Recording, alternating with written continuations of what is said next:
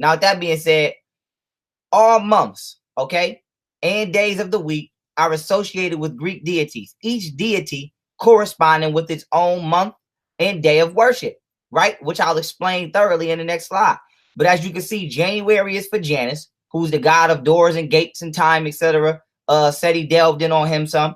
February is for Febrelia, okay, who's a Roman god, not just of time, but where sacrifices need to be made for atonement of sins. And before I go on, I want y'all to notice something. The holidays and the characteristics of the holidays match the characteristics of the god in regards to the month that they're associated with. Okay, let me say that again. The holidays and the characteristics of the holidays match the characteristics of the month via the Roman god deity that they are associated with. Okay, for example, January. Okay, January 1st is a new year. I mean, is the holiday where the New Year's Day holiday is contained. I mean, excuse me, let me rephrase that. January is associated with the Roman deity Janus, who's the god of time. January 1st is the holiday that we call New Year's, which says we're going into a new time. Okay, then when we come to months like February, okay, and we're dealing with the god of sacrifice, you have holidays within February that deal with sacrifice. So I want y'all to be mindful of that as I comb through these holidays. But continuing on, we got March, which is associated with Mars, Aries, the god of war. April, which is Latin for opening and buds, okay? Because right after April, you get you coming in the spring. Then you got May, who is associated with the goddess Maya, who's the goddess of flowers and plants. Hence, April showers bring May flowers. Okay, then you got June, which is Junius, which is Latin for the goddess Juno. Then you got July, which is named after Julius Caesar. Then you got August, which is named after Augustus Caesar. Then you got September, which is Latin for 7, which is associated with a 7-point star. Then you have October, which is Latin for 8, which is octo, which is associated with an 8-point star, which is called an octagram. And then you have November, which in Latin is novum, which is 9, okay, which I believe is a nomogram. We're going to go into that. And then in December, you have Decem, which is Latin for 10. And that's also associated with a certain form of a satanic star. So we finna jump into this shit. But I just need y'all to understand not just what's in the box, but the secret configuration of the box that's contained in the holiday. And in this case, the box is the month. Okay, so the weeks is important as well, because we're gonna go into the difference between state and federal holidays as well. And the reason that I gotta chop all this down before we get to the holidays is because certain holidays might be every second Monday of the month. Certain holidays might be every third Sunday of the month. Certain holidays, such as Easter, come right after the full moon of the month. And this is because the moon, all of these holidays are not just ritualistic. You know, we're not just assuming that these holidays are ritualistic. We're showing and proving them. But coming to a more detailed point, understand that they even have these holidays on certain days so that the moon can be in certain positions. So when you say, okay, damn, how is this holiday falling on a different day each year, even though they saying this is, you know, the day, for example, Easter Sunday, because not only do they not care about the date being the same, whether it's the 20-something of every month, they're scaling it based off of the moon, because you have to remember the original calendar that they were using, which is the Julian calendar, which was before the Gregorian calendar, was lunar. It was not solar. It was not based off the sun. So the Gregorian calendar wasn't created until 1582, where they started to mark their days based off of the Roman calendar was lunar. The Julian calendar is the one Julius Caesar rendered, which made it solar. So before Julius Caesar, okay, they were basing all of their holidays and their festivities off of the moon. And so today these festivities are still based off of the moon. And so when they don't fall on the same day each year, it's not supposed to. Okay, it's supposed to fall during the same moon cycle around the same times each year. Now coming to the next slide. Okay, now that we know the basic days of the, the basic gods of the months. Now we want to go to Norse/Greek gods of the week, right?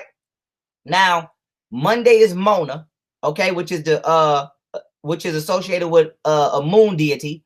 Tuesday is Tiu, which is associated with a god of war as well as Ares in Greek. So Tiu is Saxon or Norse. Wednesday is Woden, aka Odin. Okay, Thursday is Thor. Friday is Freya of Phrygia.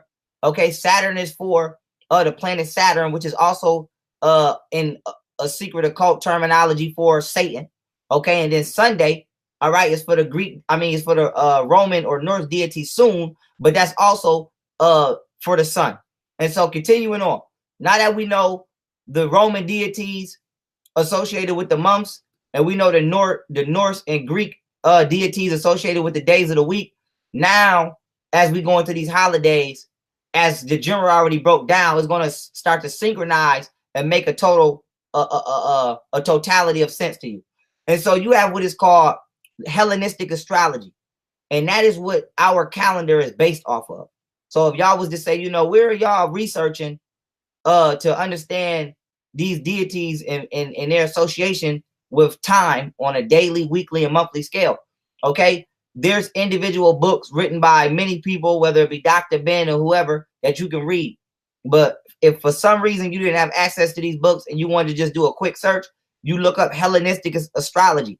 And as you can see here, even just a quick Google search, names of the days of the week, Hellenistic astrology right here, it tells you Monday is the moon, Tuesday is Mars, Mercury is Wednesday, Jupiter Thursday, Friday for Saturn, Venus for Friday, Saturn for Saturday, and Apollo for Sunday, which is the sun.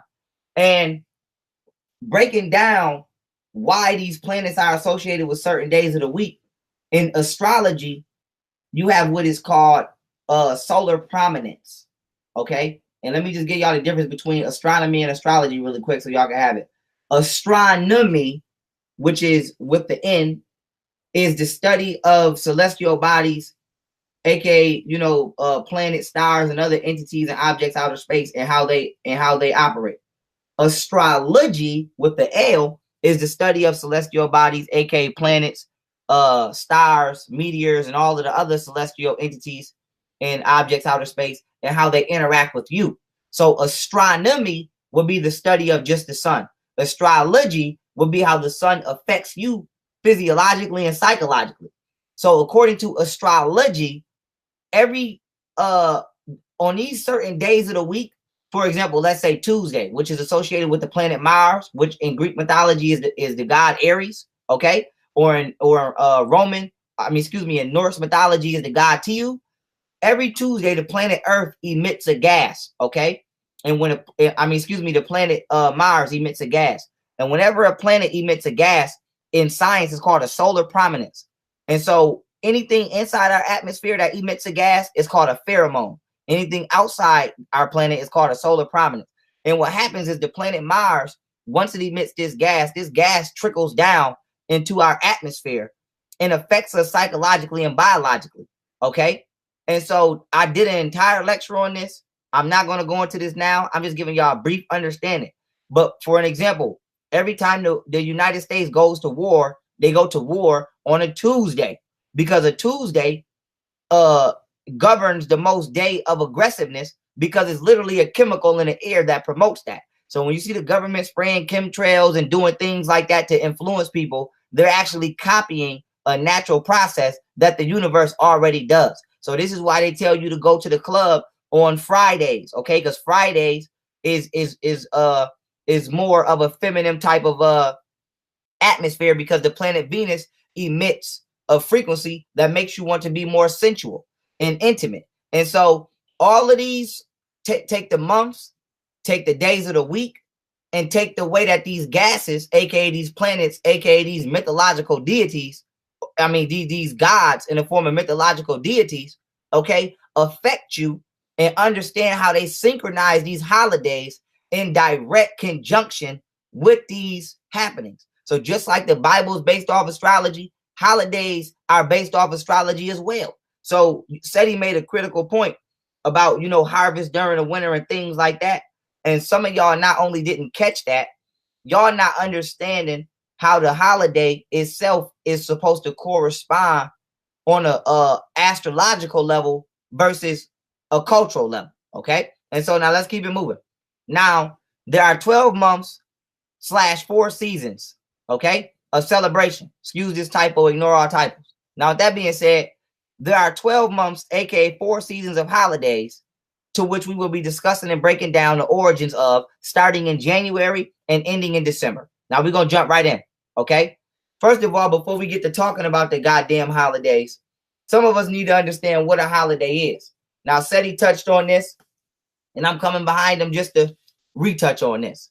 Now, a holiday by definition is a day of festivity or recreation when no work is done, okay? Also, the etymological roots of a holiday comes from Old English, which is Halligdag, okay? Halligdag meant holy day, okay? Holly, holy, you know, Giles of Holly, or however they say it in a damn Christmas song, and then you know what a day is.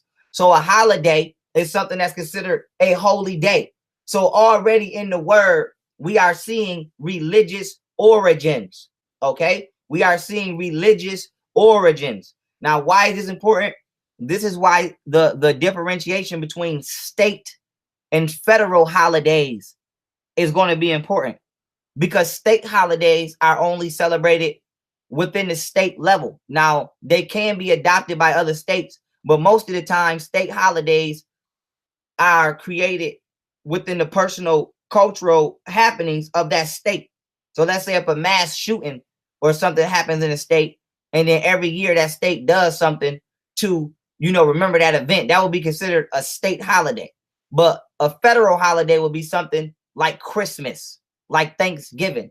And the majority of federal holidays, or holidays that are regulated to be observed on a national scale, 9 times out of 10 are religious and occult in origin. And so I have to make that distinguishment, because you have a list of state holidays. There's holidays you never heard of because you don't live in a particular state.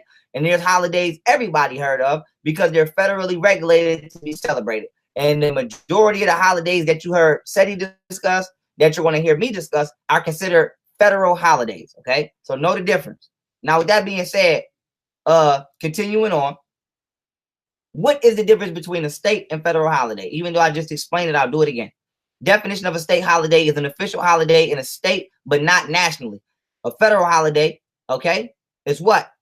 A public holiday established by the federal government of a country, okay? Now, there are 12 months, aka 4 seasons of holidays, to which we will be discussing and breaking down the origins of, starting in January and ending in December once again. Okay, had to make my point. Now, this is a list of federal holidays, okay, just so y'all can have an understanding. You got New Year's Day, Martin Luther King Day, President's Day, Memorial Day, Independence Day, Labor Day, Columbus Day, Veterans Day, Thanksgiving, Christmas Day. And so when you go to work, and sometimes you be like, damn, why we don't got off on this day? Because the day might not be a federal holiday. It might just be a state holiday, to where your particular state don't give a damn, and you come into work. And so understand how these things work. Now that I gave y'all the blueprint, okay, to the gods associated with the months, to the gods associated with the weeks, and to the planets associated with the weekdays, and how those planets actually scientifically affect you, now we're going to see and comb through each holiday. Not only are we going to comb through the holidays origins and the surface, as well as below the surface meanings and occult meanings, at the end of each holiday, I'm going to show you the current day of year that this holiday has fell on, what planet and god it was associated with, okay, and how it could have affected you. So we going all the way in this lecture. The general went in, okay, and I'm coming right the fuck behind him. So I'm letting y'all know it's hitting right now. Let's go. Okay, so now we want to deal with New Year's Eve, okay? Now I know I said we starting at January, but we have to, in order to talk about New Year's, you have to talk about New Year's Eve, because that comes first. So technically we start at December 31st, but y'all catch my drift. Now, with that being said, New Year's Eve is the evening or time period before New Year's. Now, what is New Year's Eve? By definition, New Year's Eve is the last day of the year in the modern Western calendar, okay, which is considered to be December 31st. Eve, by definition, is a day or period of time, okay, and death immediately before an event or occasion. And so you have, this is why you have New Year's Eve, Christmas Eve, Hallow Eve or Halloween Eve, okay, because the Eve is not only religious in origin, being Adam and Eve, but it's also when using the form of a noun, okay, is denoting a day or time period immediately before the start of an event or occasion, okay. And so let's jump in. So you have New Year's Eve, right, and everybody counting down and all of this bullshit, and then you get to New Year's, okay. Mind you, New Year's is not January 1st, so you've been fooled, and this is where April Fools come from. But we'll go into that a little later, okay? Now, with that being said, New Year's Eve, all right? New Year's Day is also, right, called simply New Year's, is observed on January 1st. Now, we want to go into the history, okay, of New Year's and why New Year's is on January 1st. Because as y'all heard Seti say, the new year is not in winter. The new year is determined upon the return of the sun. Okay, so the new year technically will start in spring. Okay, when life returns. Okay, if you over here in the Western Hemisphere. And so, how did your new year begin to start before the return of the sun? That's what we want to talk about. Okay, because he made another great point. Okay, and that point was, a new day doesn't start at 12 o'clock. And so think about it. They say the average sunrise, right, starts anywhere between 5 a.m. to 6:30 p.m., right? So 12 o'clock a.m. is 6. Let's just round that out. 6 a.m. you should be starting a new day. The sun should be on its way to rising, right? You should be able to see a sunrise. So if you go 6 hours back from 6 a.m., you at 12 p.m. Okay, you at 12 a.m. All right. So that's 1/4 of the time on the clock. Now, if you go from if you go back from March to January, they set you back 1/4 of the seasons in a year. Okay. So y'all gotta see where the knowledge is going with this. Okay. They reverse time on your ass, because we're gonna go into the Times Square and the symbolism behind the ball dropping. Okay. But I need y'all to follow me. So they took the start of your day from 6 a.m. and then took it back 1/4, which is 12 a.m. Then they took the start of your new year from March and took it back 1/4 of the season to January. Okay. And now they got your ass thinking that you in a new time slot, when really you in the same old previous frequency. And so let's keep it moving, because we want to find out how this happened before we continue to go into the science of it. Now, New Year's Day, which is January 1st, history part 1. Okay. New Year's Day is the celebration of the new year based upon the Gregorian calendar, which is named after Pope Gregory. Okay. Pope Gregory the 12th. This is Roman numeral. If y'all see Roman numeral, know that the X stands for 10, and each of these little I's is for 1. So if you see a X, that's a 10, and each of these both equate to 1. So this totals out to 12. Okay. So this was named after Pope Gregory the 12th, and it was allegedly dated in alignment with the death of Jesus Christ, which we know was a lie because Jesus never existed. So when you hear somebody say we living underneath the Gregorian calendar, know that they're talking about Pope Gregory, just like the Julian calendar was named after Julius Caesar. But before we get to the Gregorian calendar, we got to go through the Julian calendar, because that's where that came from. So boom, the Julian calendar, right, originally used by the Romans was known, the calendar originally used by the Romans was known as the Julian calendar, which only contained 10 months and was based upon the cycle of the moon. The months January and February did not exist until they were added by Julius Caesar in 45 BC. The Julian calendar was introduced in 45 BC by Julius Caesar, to which he not only added 2 months, but made changes to the months of at the time, Quintilis and Sextilis.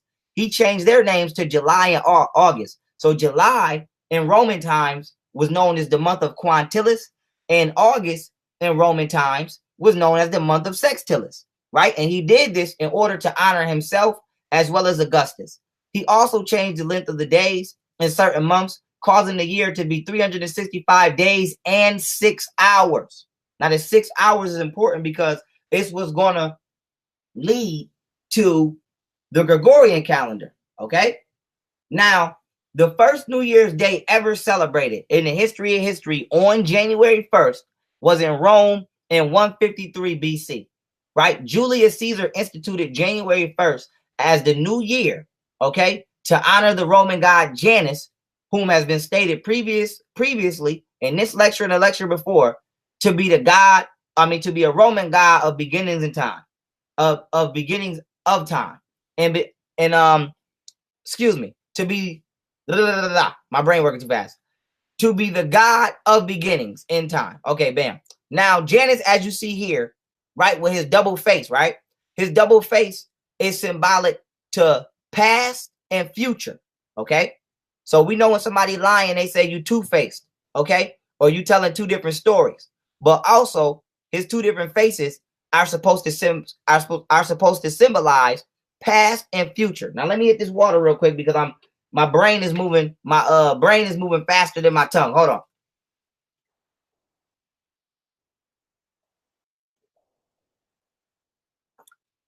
Okay, let's go.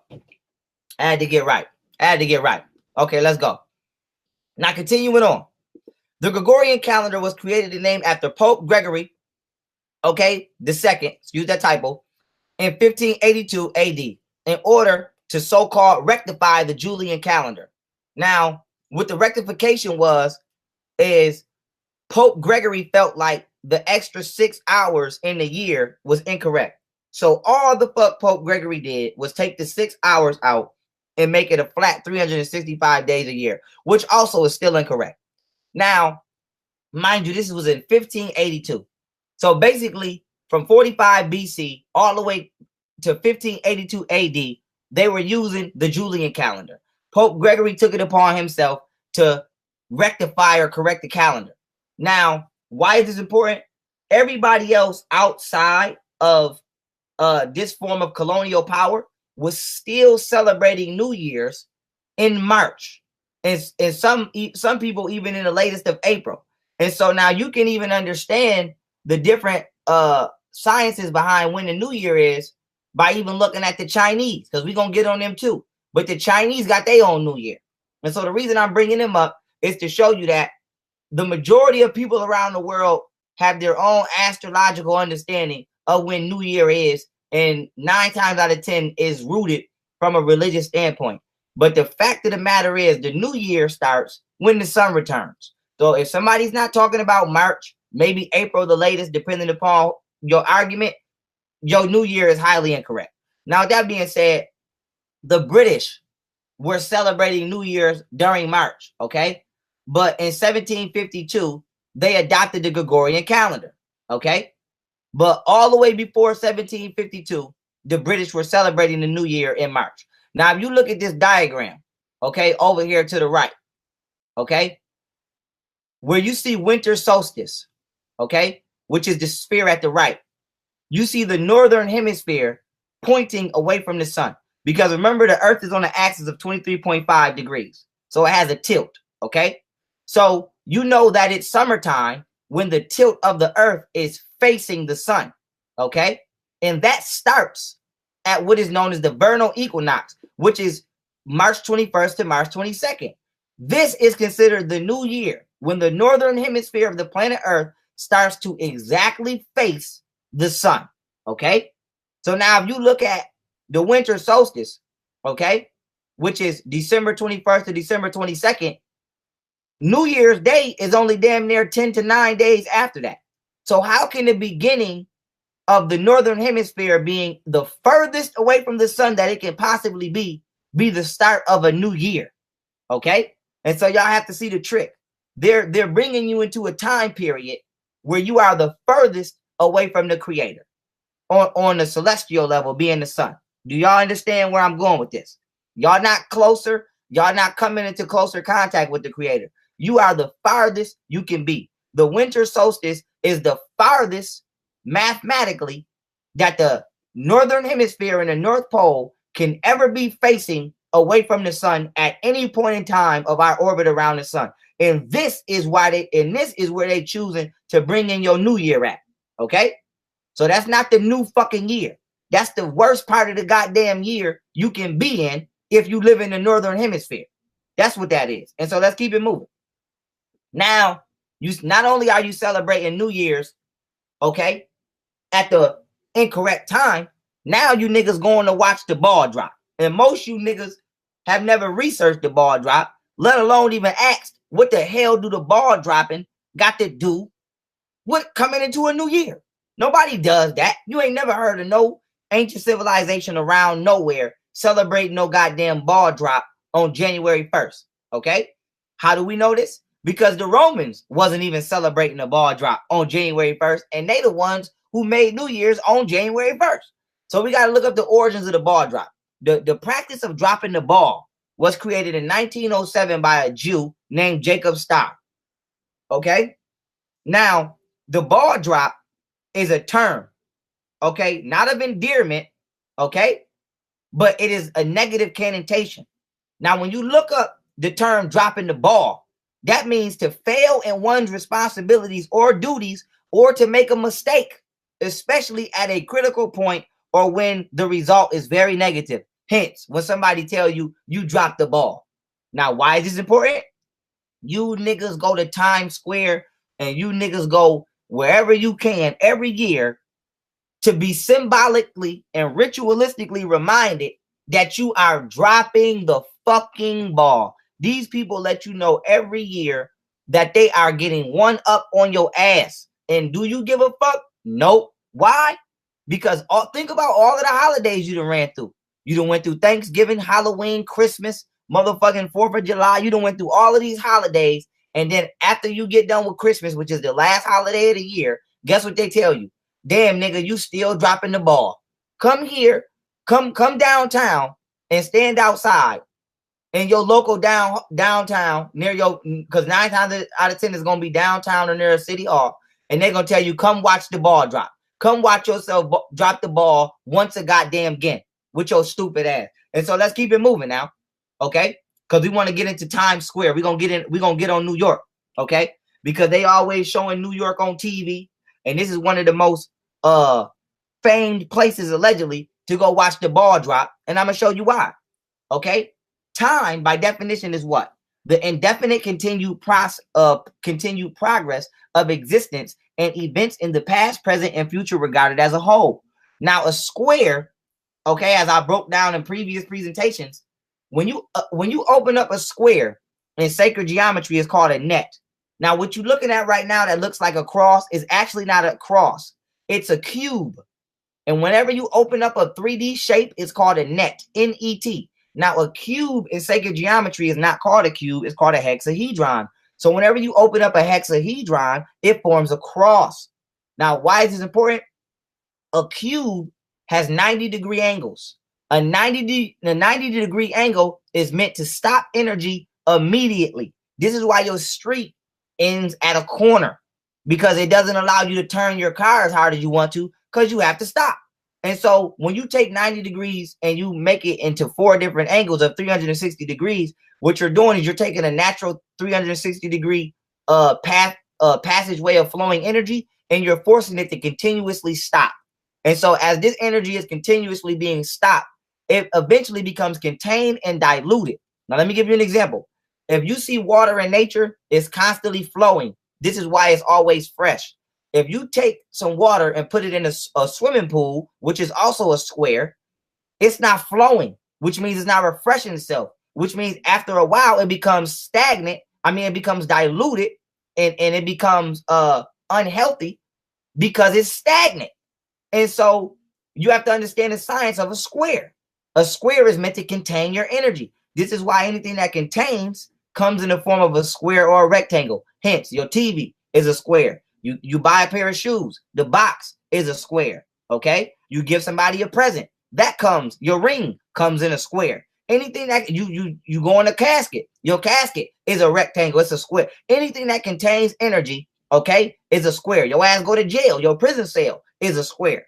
And so now why is this important? We have to look at the science of why the ball drops at time square. Now, time is what? The indefinite continued progress of existence and events in the past, present, and future regarded as a whole.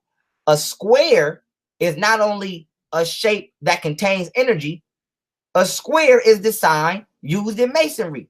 So Times Square is an occult, in occult is the containment of the continued progress of existence. Every year, people gather in the thousands to Times Square, aka the containment of the continued progress of their existence, and watch themselves be reminded of dropping the ball once again. Okay?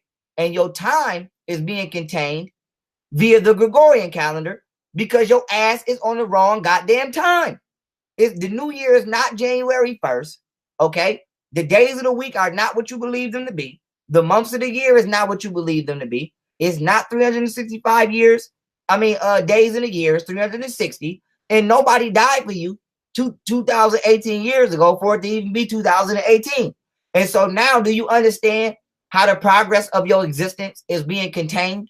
Because psychologically, your consciousness is being contained because your ass cannot get off these fucking holidays. So something is so simple as a holiday to you is actually something that's so critical, but you don't realize that because you're too busy not trying to create your own and still partake in the bullshit. And so let's keep it moving. Okay, so we went through New Year's, right? Now we want to see last year. What day did New Year's fall on that we just went through? Last year, New Year's was on a Monday, okay? During the month of January. So New Year's was during the month of the god Janus, which is time, and it fell on a Monday, okay? Which was the moon, which was associated with the moon, okay? So you were celebrating yourself being the furthest away from the sun, okay? Underneath the rulership of the god of time, okay? On the first week of the moon as it's making its way to become a full moon. So this was a new moon. So you came into a new fictitious time period during a new moon, okay? So see the ritual here. Now we're going to keep it moving. We're going to keep it moving, okay? And this is what you niggas look like year in and year out, okay? Year in and year out, going to Times Square. You see the 45-degree angle here, all right? Just like on the Masonic compass, to watch yourself be reminded that you dropping the ball with your dumb ass, okay? Now let's keep it moving. Let's keep it moving. Now we want to go to Martin Luther King's Day, okay? Which is celebrated every third Monday